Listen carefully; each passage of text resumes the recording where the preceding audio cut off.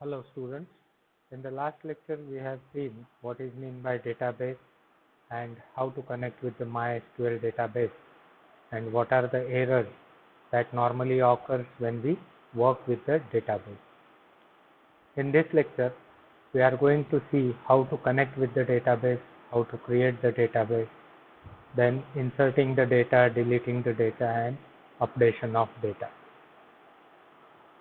So before a PHP script can interact with the database must first be selected. And in order to select the database, it must exist first. So we can create the database by using the PHP, either by using the PHP or the MySQL client that we have seen in the previous lecture, or the PHP MyAdmin console. And there are many other ways with the help of which we can create the database. But in order to create the database with PHP, we will be using the function that is MySQL_query function, and within this query we will write the command to create the database. So to create the database with PHP, we will be using the MySQL_query function with the create database command. This create database command has the syntax as like given here: MySQL_query, then in bracket we have to write the query with the help of create database SQL command.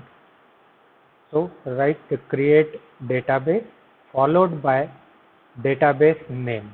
This database name can be anything of your choice. Only thing is that it should begin with an alphabet. Once we have done this, means once we have created the database, we can now select the database by using MySQL_select_db function. So once the database is created, we can now easily select the database by using the MySQL select DB function. So MySQL select DB function accepts the database name that is to be opened.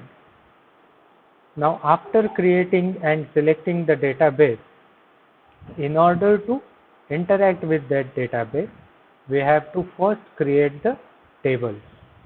Now once the initial database has been created and selected, we can begin creating the individual tables. Because even though we are saying that the database contains the data, the actual data will reside in the database tables. That is why it is important to create the database tables. If we do not create the database table, then we will not be able to store the data in our database. So the database can consist of multiple tables. Means it is not the case that the database will always consist of a single table. You can create as many tables as you want, and the database size permits you. So to create the SQL, to create the table in the database, we will use the SQL language, the language that is understood by the database. So first we will create the table, and for that the syntax is create table followed by the table name. Again, this table name will be anything of our choice. Only thing is that the name should begin with an alphabet. Then in bracket we have to specify the names of the columns, that is column 1. Then the definition of the column. Definition of the column is nothing but the data type of that column. Means which type of data that column will hold.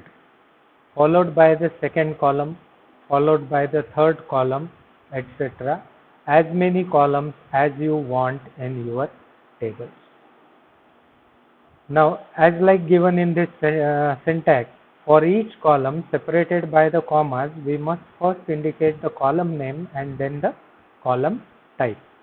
And the column type is nothing but the data type of that column, which type of data that column is going to hold. So the common data types are text, varchar, then date and time, then integer, and etc. There are so many, but we will be normally dealing with these 4 type of databases. Now there is a difference between this text and varchar data. Whenever we say a text, then such type of data will only consist of the textual material, means there will be only alphabets, or there will be a fixed number of characters in that data. But when we say the varchar, it means variable number of characters, right? Variable number of characters means at particular, suppose for example, the best example of varchar variable number of characters is the name of a person, right? The name of some person may be 3 characters long, some will have 4 characters long, the name of someone has 8 characters long, so something like that. But there are variable number of characters within a single column. One value will be of 3 character long, one value may be of 2 character long, one value may be of 10 characters long. So as many characters are required, that much space only used. So let us see an example. We will be creating a table called as my table. We will be creating a table by using the create statement, and the name of our table is my table. And in this table we have provided 2 columns. First column will be the ID and second column will be the information. The ID column has a data type of integer, means this column will contain the integer value, and the information column will contain the text value. We have also mentioned here the ID column as a primary key. So the table's primary key is a special column containing the unique values that is used to refer to the table rows. Means in this column every value should be unique. There should not be any duplicate values. Means the primary key column will never hold the duplicate values. And second thing is that we must enter a value in such column. The value in that column should not be left blank. Means the null values are not allowed in primary key columns. So all these things you might have studied in your DBMS in the last semester. So we are just quickly revising all these concepts. A table can have only one primary key. Means there cannot be a case that a single table can have multiple primary keys. Then after creating and selecting the database, we have created the database table. Now we are going to insert some data into that table.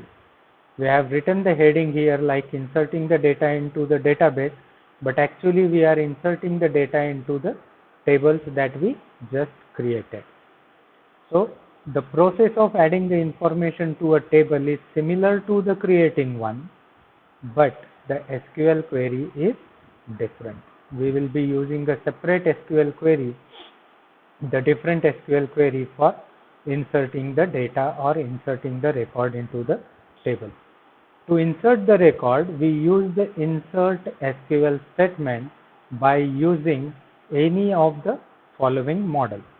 Means the insert statement can be written in by different ways. So we will be discussing the 2 ways here. The first one is pretty simple, insert into. The syntax is insert followed by the into clause followed by the table name. The table name, whatever may be the table name that we are mentioning here, must exist in the database, followed by the values clause, and in bracket we will be providing the different values for different columns. Now this value 1 will be matched with the column 1 of the table, value 2 will be matched with the column 2 of the table and value 3 will be matched with the third column and so on. So we can either supply all the values for all the tables, only values for all the columns in the table, or second option that we may use is insert into table name, and we will specify the specific column names for which we want to insert the values. Means like suppose our table consists of 3 columns and we just want to insert the data for just 2 columns, then we will be providing the column 1 comma name, column 2 name, and the values for those 2 columns. Means the first option provide the values for all the columns in a table, or the second option provide the values for only selective columns. Then once the data is inserted into the table, there should be a way to retrieve that data, otherwise that data will be of no use. So by using the insert into statement, we can populate the table, means we can insert the data into that table, but retrieving the data is again slightly different than creating and inserting the data, creating the table and inserting the data, because we have to assign the retrieved information to a particular or to some variable in order to use it. Means obviously the database will return you the data that you have queried for, but that data has to be stored somewhere, that data has to be stored in some variable so that we can use it in our program. So the basic syntax for retrieving the data is the select query, right? So for creating the database, we have used create database statement. For creating the table, we have used create table command. Then to insert the data into the table, we have used insert into table name values command. And now in order to retrieve the data from the table, or in order to retrieve the data from the database, we are using the select query. We are using the select statement. So select statement has a simple syntax: select the columns, right? Select followed by the column name, then the from clause followed by the table name, right? So suppose the simplest or the easiest query for reading the data from the table is select star from table name. Select star from table name will select all the data within the table. Now here star or asterisk symbol is equivalent of saying each and every column in the table. Means suppose we want to select all the columns from the table, then we will be, instead of writing the different column names, we just write star or we write asterisk mark. So select star from table name will select all the data within that table. Let us have an example. Suppose there are some 7-8 columns in a table, and if you only require certain columns to be written, means we are not interested in all the columns that a table will contain, but we just want to select only 2 values, that is the title and the entry from the entries table, then we can select only those columns by using the select statement. So the select title comma entry from entries, where entries is the name of the table and title and entry are the column names in that entries table. Now another way to alter our query is to add a conditional restricting which rows are written. Means we can apply the conditional logic in order to filter our data, right? Suppose, imagine that, just suppose that, for example, the table contains the name of the employees containing the salary, name of the employees and their salary. So suppose we want to find out all the employees whose salary is greater than 20,000. Right. So the condition is that we want the data from that table, but only for the employees whose salary is greater than 20,000. Means we are not interested in the employees who are earning less than 20,000. Right.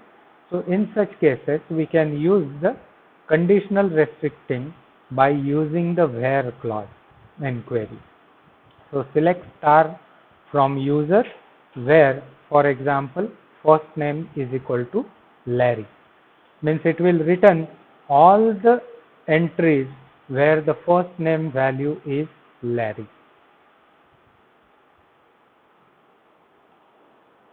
The main difference in retrieving the data from the database as opposed to inserting the data into the database is that we need to handle the query differently, right? Because while inserting the data into the table or while inserting the data into the database, we are just inserting the data into that table. There is no need to store that data in some another variable. But while we retrieve that data from the database, the result has to be stored somewhere in some variable so that we will use that variable value in our PHP script. So we may want to assign the results of a query to a variable. So suppose, for example, we have created a variable named result. Then again we will execute the query by using the MySQL query function, and in this we will write the query as like this query. Select star from users where first name is equal to Larry. So this command will return all the rows from this users table containing the Larry as the first name. Now whatever may be the data that is being written by this query will be assigned to a variable result. Okay. Now after retrieving the data, the another operation that we normally encounter is deleting the data from the database. There may be some cases where we want to, suppose where we accidentally changed any data element in the table, and that is why we want to delete that wrong entry into the database. So we can do this by using the delete command. Now this query removes the record from the database. When we use the delete query, it will remove that record from the database. The syntax for delete query is again the same. Delete from table name and the optional where clause followed by the column name and value. Now suppose we don't mention this where clause. This is the optional clause, and if we don't mention this where clause, then the entire data in the table will be deleted. And it is important to remember that once the record is deleted, there is no way to recover it. So while applying the delete statement, we should be very much careful before using the delete statement. Right? So suppose we want to delete a particular data element, then use the where clause in delete statement so that only that much data will be deleted from our database table. If we want to, then another operation that normally we do with the database is updating the data. Some of the data elements may change over the period of time, like the salary of an employee, right? His joining salary and the salary after 15 years may be different. So we may have to, so we need to update the data. So if we want to alter the values of record columns, we use the update command. The syntax is again the simple update table name followed by the set clause. Set column 1 is equal to value, column 2 name is equal to value, where some column is equal to value. Right? Means suppose we are editing the employees table to increase the salary of a particular person, then we will write update table name is EMP, set salary is equal to 25,000, where E name or means employee name is equal to, in quotation, suppose some ABC employee. Right? So when we write this query, so where the employee name is ABC, whenever the database will find the record with the employee name ABC, he will update the salary of that particular employee to 25,000. Right? So as like any other query, if the values are string, we have to place these strings value in the quotation marks. Okay.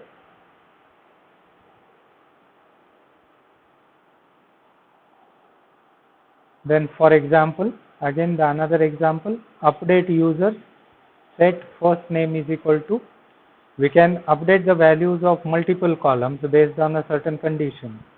Here we are checking the user ID. If the user ID is 142, then we are updating the name of that user as Eleanor and his age as 5. So as with the delete query, we should use the where clause to limit the number of rows that are being affected. Here also the same thing applies.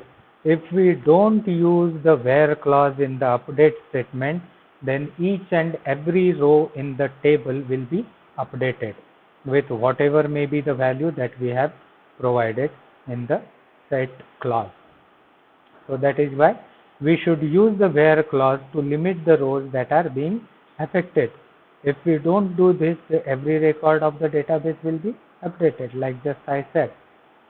Now after executing this update statement, we can check how many number of rows are affected by using MySQL affected rows function, which will return the number of rows that are being that are altered. Whatever may be the changes that have occurred in the rows, those many number of rows will be written by the MySQL affected rows function. So in this lecture, we have seen how to create the database and how to select the database, followed by how to create the table in the database, then how to insert the data into the table, and once the data is inserted into the tables, how to select that data.